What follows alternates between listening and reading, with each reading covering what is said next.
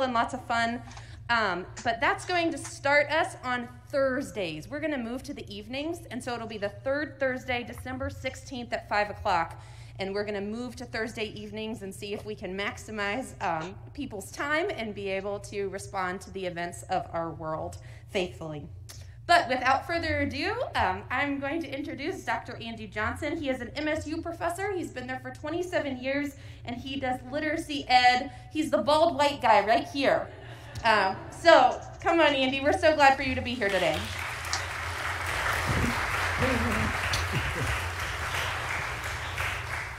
I told her to say that about the bald white guy, so that's just fine. Okay, critical race theory. Hopefully you're going to leave here today being less confused than you were when you came in. But I want you to know the Andy of a couple years ago wouldn't have been very receptive to what the Andy of today is saying. 2 reasons. I thought I was good on the race thing. I had black friends. I had read the autobiography of Malcolm X twice. And my college roommate was a black guy from Chicago. So I thought I was good on the race thing. As a matter of fact, I became indignant if someone said I wasn't. And second, the critical race theory term was thrown around as if everyone should know what it is. It was never explained simply and succinctly. So the Andy of a few years ago didn't have the Andy of today to explain it. And there's no way you should automatically know what critical race theory is. I get paid for being curious. That's my job as being a professor. So I have the time, and it's my job to read up on this stuff. And I'm not the brightest carrot stick in the light bulb drawer, but it took me a lot of reading and a lot of talking and a lot of listening to get a handle on what critical race theory is. So, let's start with what it is not. First thing, this comes up all the time. It has nothing to do with Marxism. Some people seem to equate the term equity with Marxism, and that's a bit of a stretch. Equity has to do with fairness and justice. So the term Marxism and socialism and communism, that's the stuff of the 50s. It's being dredged up again, used as a scare word. But critical race theory has nothing to do with Marxism. It just doesn't.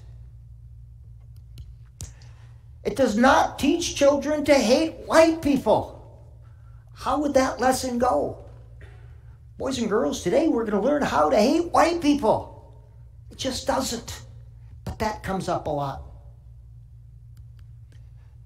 It does not teach children that they should be ashamed of being white. Again, how does that lesson go? And it does not promote the idea that America is bad, that they should hate America, that George Washington was bad. It just doesn't. Saying it so doesn't make it so. They say it so a lot, but it just does not do that.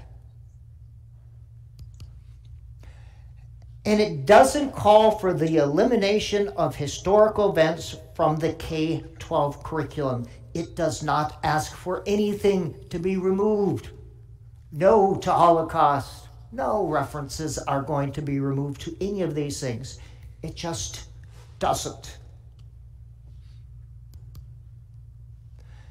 And critical race theory is not content to be learned. It's a lens through which to view history and our various systems. Our social systems, our political systems, economic, legal, prison, and our educational systems. Now, a guy came to our house to clean our carpet this summer, and he used a UV light to look for stains where my dog may have made a mistake on the carpet. And I said, that's the perfect analogy for critical race theory. It's like using a UV lighting to look at the carpet, to see the splatters of systemic racism. Now, there's some who want to take away the UV lighting and say that bodily fluids are not splattered all over the place. They'll look at the carpet without UV lighting and say, just look at the carpet. It's spotless. There's no bodily fluids here. You must hate carpets. And I don't hate carpets. I love carpets. I just want to clean up the bodily fluids. And that's what critical race theory is. A common criticism is that there's no research to support this theory. And I say, have you actually looked? My goodness, you can't turn around without being hit in the head, but you have to look for it in a research database. There is a large quantity of research available to support this theory. And we're going to talk about what a theory is in just a minute. That's just some of the sources. But the question, why do we include this, or do we want to include the lens of critical race theory in our K-12 curriculums and in our higher ed curriculums? We're preparing students not to live in Mankato, but to live in a diverse climate, in a diverse global world. They're going to be economically disadvantaged if they are not able to live in this diverse global climate. So this is why one of the reasons why we're including it in our K-12 curriculums, hopefully. So first, let's understand what a theory is. A theory is a way to explain a set of facts. It helps us understand phenomena by connecting the data dots to form a picture. And different theories connect different data dots differently. Here's some common learning theories. They each connect different research data dots and they explain learning in a different way. It's a way to explain and understand phenomena. So critical race theory connects a lot of data dots related to systemic racism. It's used to explain and understand this phenomenon. These are uncomfortable conversations to have, but conversations that we must have. It originated in the 70s. It came out of the legal system. Derek Bell is commonly known. He was concerned with the slow pace of progress, of racial progress. All the protests in the 60s seemed to slow down a bit. The protests and the marches were not having the effect. So it came out of the legal system in the 70s. That's important to understand. He saw the protests and the marches were having fewer and fewer gains.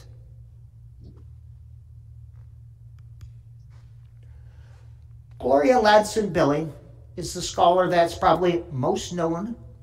In the 90s, she used this theory. She looked at it and said, we can apply that to education.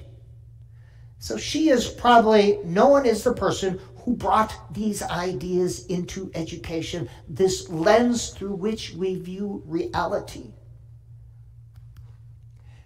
It's a lens to look at our different systems, and there's that UV lighting analogy again. And it asks these questions. When we look at systems, who gains? Who gets the resources? Who gets exploited? Who's advantaged? How are marginalized populations portrayed? Whose voice dominates the conversation? Whose voice is silenced? Who's included? Who's excluded? Who gets the opportunities? Who gets the money? Who gets the jobs? What communities get those things? Who gets punished? Who gets thrown in jail? Who doesn't get thrown in jail?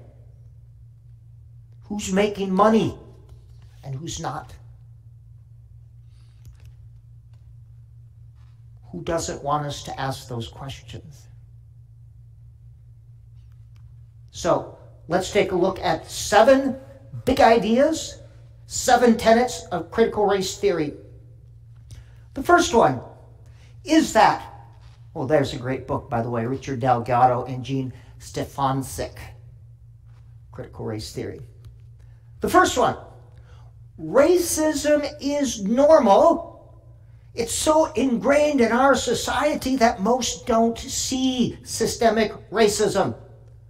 But our brains see it in terms of implicit bias.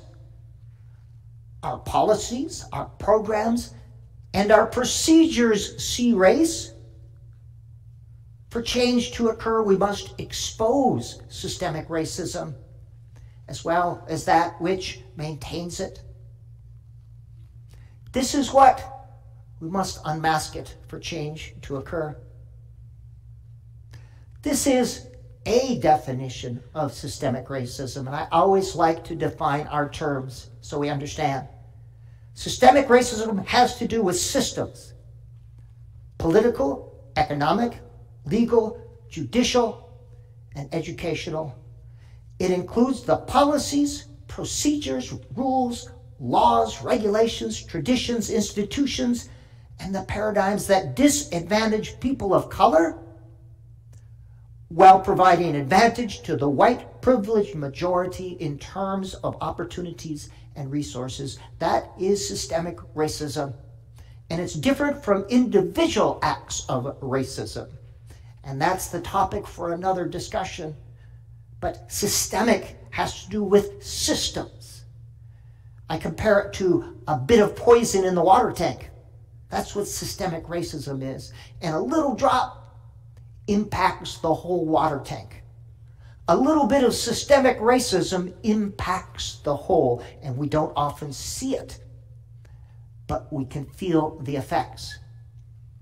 Change will occur only when it aligns with the interests of those in power, the self-interests of the 1% to 5% in power, when it coincides with the changing economic conditions and self-interests of those in power. Washington Redskins, great example. The owner said he would never change the name, ever. Well, when the sponsors started pulling their money, all of a sudden the scales fell from his eyes and he saw the light and he said, hallelujah, we're going to be the Washington football team. And it wasn't some sudden realization. The same with the NBA. Was it last year or the year before? Right during the middle of the playoffs, the Milwaukee Bucks said, we're not playing. Then you started seeing some of the Black Lives Matter stuff show up on these courts. Brown v. Board of Education. That's an interesting one, and Derek Bell brought this up, where they said segregations of schools should not occur. Well, this wasn't a sudden instance of moral clarity. It advanced the country's Cold War objectives. The U.S. was competing with the Soviet Union for the loyalties of these third world countries. And how could they say that capitalism was good when we had segregation back home? They wanted to quell the World War II veterans coming back who were dissatisfied with segregation. They saw it an affront to their service. And segregation was an impediment to the economic development of the South. Desegregation of the South was used to facilitate economic expansion. So change only happens when it coincides with the interests of those in power.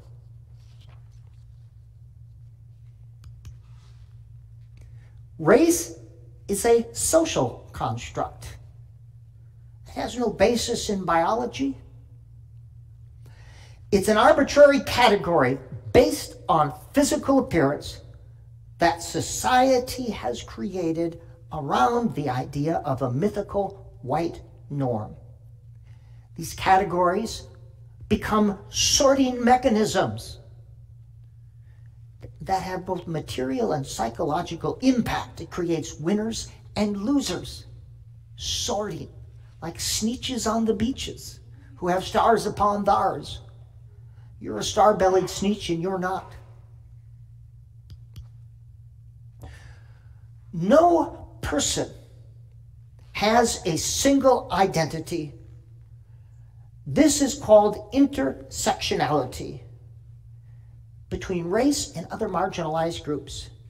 Gender, ability, sexual orientation, class, social economic status, religion, culture.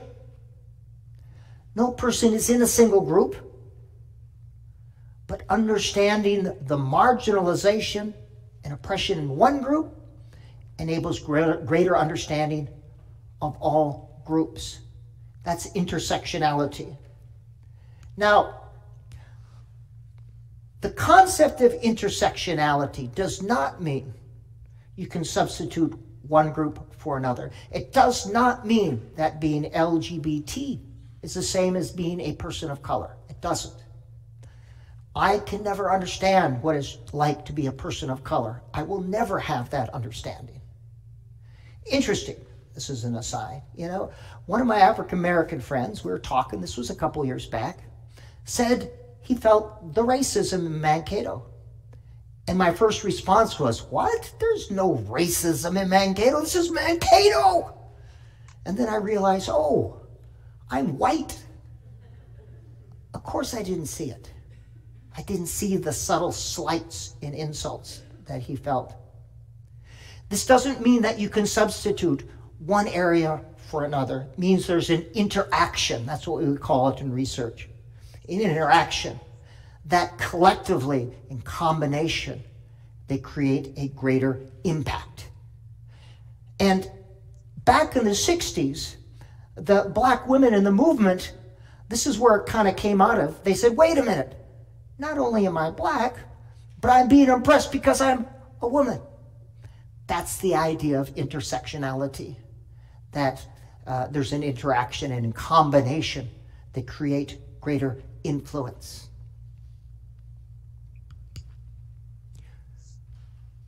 All people in a category do not think the same. Characteristics that are similar do not indicate a deeper underlying commonality of ideas. One famous black person doesn't speak for all black people. One person of color should not be asked to explain for all people of color. And sometimes, you know, at work, my African-American colleagues say, you know, I'm fatigued, I'm worn out. I'm always having to explain the race thing, and it falls on me. One person should not be asked to do that.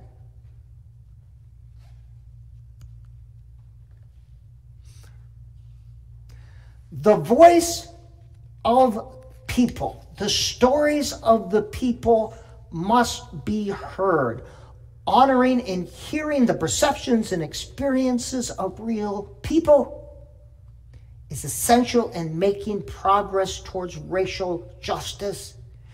It's only by hearing stories and people that we understand. But voices are silenced in three ways. The first one is numbers. Numbers without context and over-reliance on the data. The data speaks. Well, the data makes noise, but it doesn't speak. Numbers without context creates this distorted view of reality. 27% of 16 percentile. That's a distorted view of reality. It doesn't help us understand. In a related thing, I teach literacy, I tutor kids. And I got the students' test data and explained everything. Oh yes, test data, this shows the scores. Describe the student in terms of numbers. And I had it all lined up. But then I talked to her father. And her father helped me understand, oh yes, she's feeling very insecure. She doesn't want to make a mistake. The numbers can be used to distort reality. The data doesn't speak. The data makes noise. The second way we speak through our votes, our labor unions, and our media. Individually, I have a very quiet voice. but through my labor union, I have a louder voice. We speak through that in our media, and our voice through gerrymandering and our votes. They're trying to silence us. People, they're trying to silence people. Third, we speak through our history. And by disallowing the voices of marginalized people in education, by disremembering and misremembering history, we silence the voices of those who have come before us. History, in my growing up, grew up in a small town in Wisconsin in the 60s and 70s. History is and was described through the lens of the white privileged majority, this white Eurocentric perspective. I call it the McGraw-Hill version of reality. American history, when told from these perspectives, provide a decidedly different view of U.S. history. Now, we're not saying anything should be left out of curriculums, but some things should be included. The U.S. history, I don't know if you can see that, indigenous peoples' history of the United States. That was so painful, I had to stop reading halfway through. I'll get back to it when I'm ready. African American and Latinx history of the United States. I can heartily recommend those two books. A different view, a view that I had not heard of. The atrocities of slavery, the greed of colonization, the avarice of imperialism, and the wanton genocide of indigenous peoples are not fully portrayed. This is painful to look at because I know it was real. That's painful to look at because I know it was real and it happened.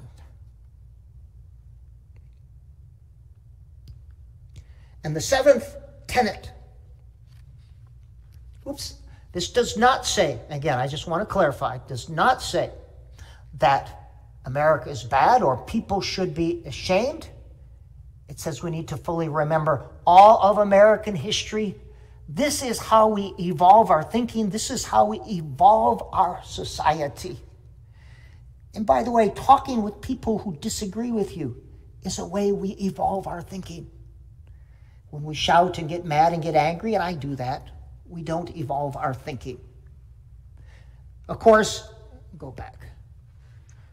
Developmentally appropriate. I would never show that to an elementary kid. Developmentally appropriate. Everything should be. Cultural superiority and the mythical norms are factors in maintaining systemic racism.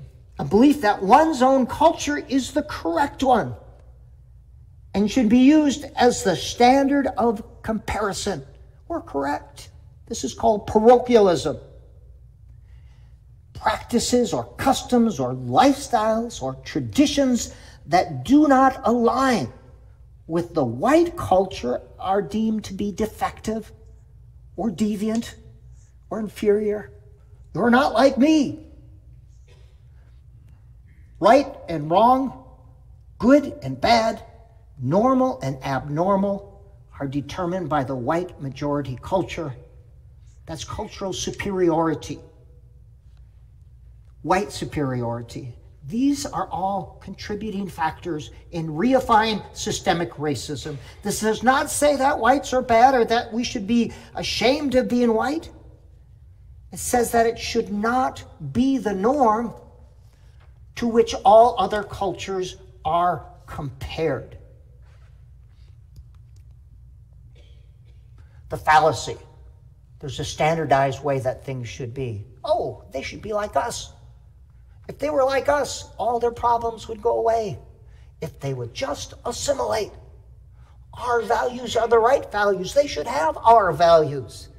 And we don't say that implicitly, but we think that. It does not say that white people are bad or that we should be ashamed. It says that it should not be the norm to which all others are compared. including the lens of critical race theory. This is the why. We are preparing our students to succeed in an increasingly diverse and interconnected global community. And if we do not do that, we are not serving our students well. We are preparing them not to live in Mankato or New Ulm, but to live in a global society. We want them to be able to, I don't like the word compete, because that creates winners and losers, but we want them to be able to interact and succeed in this global community that they're in. Oh, these are the, when I talk about this online, these are the ones that I can show in a public setting. But people say these things to me. But I ask them, what is it exactly with which you disagree? What idea did I get wrong? And when they run out of name calling and adjectives, they have nothing left to say. I don't mind being called names. It gets me going in the morning. But if you disagree, exactly what is it with which you disagree? What did I get wrong? Again, critical race, nothing to do with Marxism. We do not teach children to hate white people. It does not teach children to be ashamed of being white. It does not promote the idea that America is bad. It does not advocate eliminating any historical events. It is not content to be learned. It is based on a wealth of research data. Those are the 7 tenets. 7 tenets that, looking at lots and lots and lots of stuff, I found these commonalities. Just some of the sources. This is not Andy speaking as an experienced person. This is Andy speaking as the scholar. This is what scholars do. All right. I will open it up for discussion at this point. Yes? I was wondering how you had, we're not all able to study stuff all the time, so I was just wondering if you had any tips on how to be able to turn on that UV light to look at our carpet daily, monthly, weekly. What are some tips that we can do to turn on the light? What are some tips to turn on the light, the UV light, to examine the splatters of racism? The best way to understand is to talk and listen to people of color who have experienced, marginalized groups that have experienced that. That's the best way to begin to understand. For me. Yeah. Can you explain Latinx? Latinx. Yes. Latina, Latino, gender. It's a way for old bald white guys like me not to get confused and remember which one. Latinx is an ungendered term. Good question. Yes? I'm going to take off my mask to speak because it's just so hard to speak otherwise. My name is Elizabeth, and today I'm here representing an organization, Fair for All, and communities online. I do have some questions about some of the in the Mankato Public Schools Equity Framework. On the last section of the framework, quote, Ibram X. Kendi, which is a book I have right here, the book that they quote, and from Ibram's book, he states on page 160. Have you come up here to this microphone? Because we do have an online audience, and it sounds like it's going to be a little difficult to repeat your whole question. We're shorter questions we're going to repeat, but yeah, thank you. Wow, I did not expect to have to come up to a microphone, but great. So I am new to all this. Yeah, it was on, I think. I don't. It was on. Whatever you did, turned it off.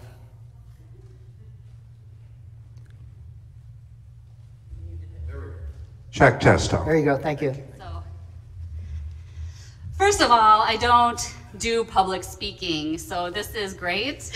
But no, thank you so much for taking my questions. I more recently joined an organization. It's called Fair for All. We have 30 board members, but the board member that brought me to the organization, his name is Daryl Davis. I think he was really popular in the 90s because he is the black man that attended the KKK meetings and got all that got a lot of people to hang up their robes. And he is on the board. And you can certainly go ahead and go to Fair for All and look up the board members. And I'd also like to point out, as Daryl Davis has multiple times, that we are not activists, but advocates of civil rights. So that's just gonna sum that up.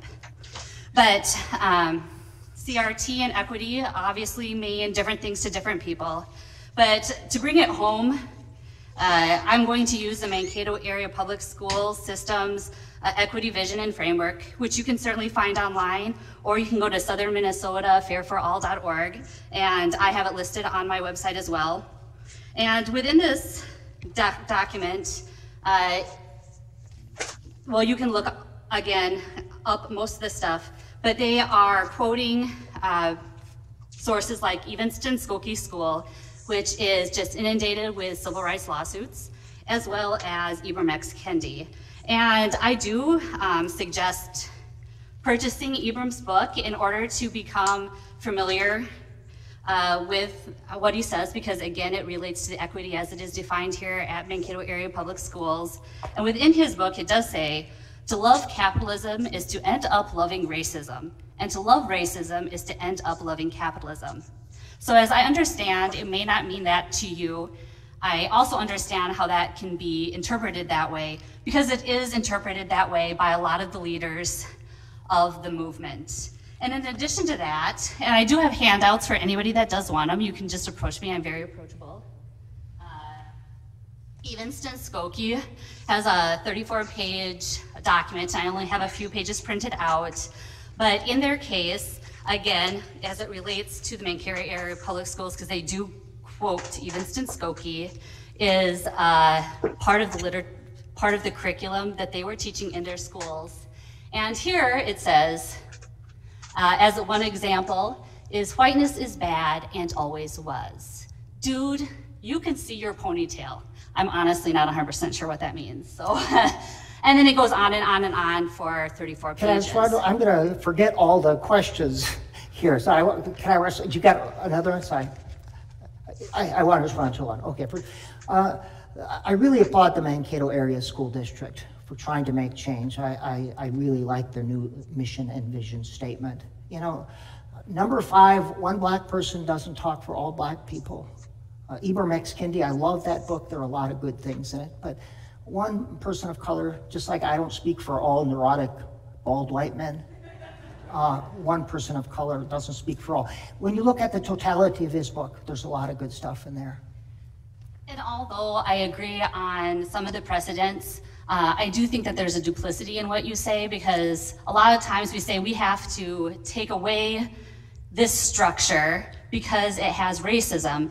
But again, I'm referring to Ibram X. Kendi because it is actually referred to in the equity framework, right? It's not like one black guy. It is one guy who is actually referred to in the area public schools framework, right? So I'm not taking one person. I'm taking someone that's actually referred to in the actual document. And I agree. I think the basis precedent of the things that he brings up is important, but how he says we need to change it, I disagree with completely. I mean, there are racism, of course, but I don't believe how he thinks we should solve it is a way that is going to be constructive. All right, very good. Yep, back to the 7 areas, which I always say, okay, these are the 7 areas. It doesn't address all of racism. It doesn't address how different people relate to it. I have one more question, and then I'll let everyone else. But you also said that a lot of this is based on data. But number one, you did not show us the data, and it's also a duplicity because you previously stated that, okay, so one of your slides said CRT is based on data research. We did not actually see that data research. And previous to that, you said that data doesn't matter. It's just, I'm not exactly sure, but you had said that data doesn't speak, people speak, but then you also said that CRT is based on data research. Right. So can you explain that difference? Sure, yeah. Data numbers don't speak by themselves. When I look at the research, there's a variety of research, not just quantitative research, at qualitative research where they're doing interviews and surveys. So there is a wealth of research that way. Okay, and do you actually have that, or is there a website we can go to see that data that you're... You can go to any college, I'd be happy to show it to you. You can go to any college research database and plug in the words systemic racism research. Okay, and that's perfect.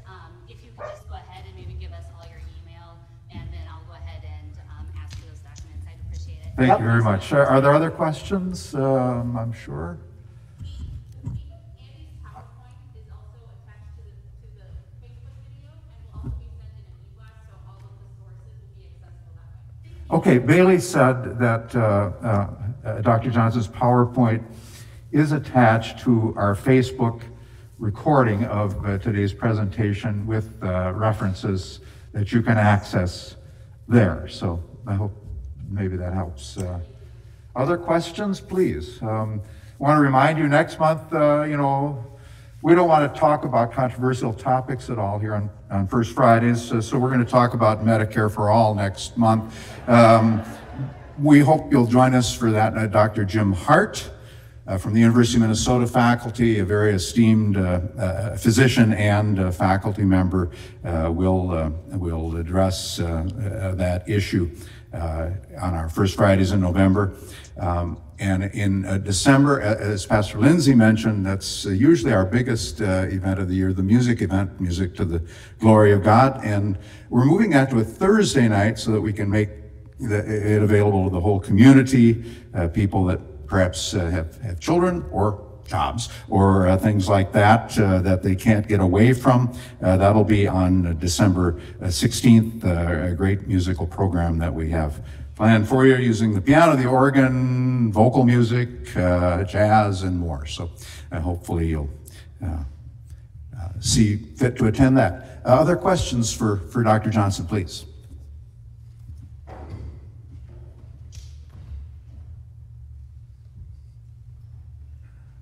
So for the people that approve of CRT and are excited for, like I have children, I'm excited for them to be able to learn this in schools. But there are also families that won't listen to you and, choose to take their kids out or go to private school that don't teach CRT or will homeschool because of this. Do you think the next generations, with parents making those choices, do you think there will be even more disparities as the children's generations rise up? As one who has taught in higher ed for 27 years, I see a difference in the social consciousness, but that's a self-selected population. I can't predict what's going to happen in the future. I come from a small town. My family is still there. I go deer hunting with people there who have decidedly different views of the world. And I realize I had a brother who voted for Trump. And I know. And I'm not going to change his mind with one salient argument. It's just not going to happen. So I try to avoid this topic, but we try to look for things that we agree on and then start from there. I don't know what to do when paradigms clash, and I know he's not going to change my mind. He thinks I'm as much of a kook as I think he is. It's just the way of it, But what's sad is it's okay to disagree. Matter of fact, it's important that we disagree. It's essential that we disagree. That's how we evolve our thinking. It's when we try to silence those people who have different views, that's when it's troubling. And it's not always black and white. There was a woman on campus this Thursday yelling things at people. Sister Cindy or something or other. I'm not quite sure what her name was. But I thought it was very hate-based speech. Yet we have this freedom of speech on our campus, and I don't know where the line is drawn, and I have no idea if I answered your question or not. I am very proud of this district. We're all struggling to get it right. All of us are struggling to get it right. And I talked with the superintendent, and they're trying. They're trying, and we're not going to get it right the first time. And in my class, I give my students permission to hold me accountable, but permission maybe to say the wrong thing, and we don't jump on each other. Other question, yeah. I came here really confused, and I came here to say, hopefully to understand what this is all about. And the part that really helped my thinking was your clarification what critical race theory is not. That was very helpful. Thank you. Good, yes. Well, it's based on what I heard people saying it was, and they're getting all whooped up, and I said, no, that's a cartoonish view. It's a misinformed view. And if we have to rely on Tucker Carlson to explain it to us, we're going to get a different view. We can't allow that. We have to be informed. Other questions or ideas? Yeah. Sure.